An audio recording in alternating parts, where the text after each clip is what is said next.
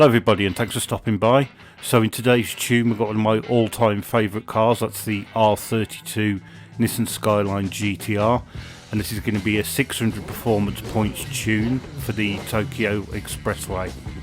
So as you might be able to hear from that distinct engine burble, this is no standard R32. This is a engine swap version from the Nissan R92 Group 4 Le Mans car. And with this tune it's got a bit of a party piece which I'll go into in a bit. So we'll get on with the race. As I said, we're using the Tokyo Expressway World Touring Car 600 race. So the main plus point of this tune is you don't have to pit at all. The fuel economy on this engine swap is absolutely insane, and that you can easily do the race, which I'll show you shortly, without pitting. The tune will follow at the end of this brief recap. So there's quite a few cars that you can do no pit stop races with, but they're usually a bit of a compromise. You usually have to mess about with the fuel maps, do a bit of short shifting, lifting and coasting. But with this, there's no such thing. It's just absolutely flat out, it'll easily do the race.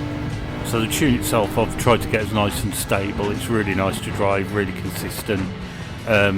Over a full lap it's maybe not the quickest, it's maybe a few seconds off the pace, but the huge advantage is not having to pit, so the overall time that you're going to complete this race is right up there with the very quickest.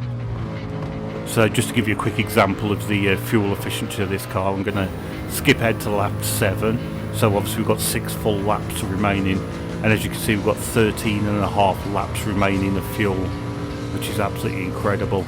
So with that in mind, I've tried to tune this car to be nice and stable to save the tyres, so you can easily do the full race without pitting at all.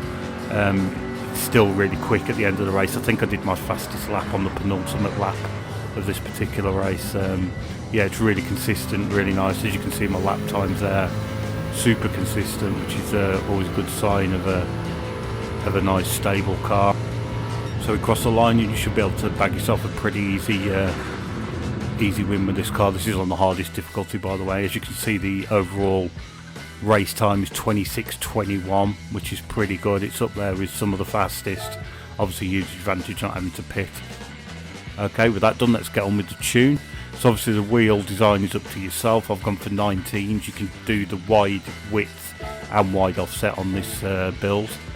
Aero parts, I've used Type A for the front splitter,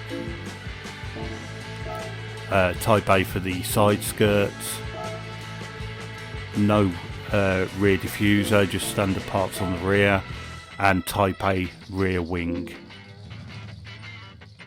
So we'll get onto the tuning sheet. Just to note, you have to use the V-Spec 2 R32 for this build. It's the only one that can do the engine swap. There is a Nismo one, but the build won't work with that. I won't run through every number on here. I'll just enlarge the screen so you can take your screen grabs or whatever you want to do on that.